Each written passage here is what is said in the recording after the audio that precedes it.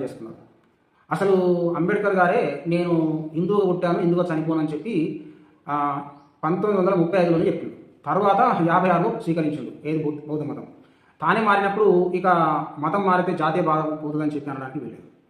అయితే ఇంకొకటి అంబేద్కర్ గారు బహుశా ఆయన పొరపాటాడేమో అనిపిస్తుంది. ఎందుకనంటే క్రైస్తవం వదిలి బౌద్ధంలోకి వెళ్ళడం బట్టి బౌద్ధుని దేవునిగా కొలవడం ప్రారంభించారు. అసలు బుద్ధుడు ఎప్పుడు కూడా దేవుని అని చెప్పుకోలేదు. రెండవది, ఈ బౌద్ధాన్ని ఎదుర్కొండ చేసిందే హైందవం, ఆ బౌద్ధులను చంపిందే హైందవం.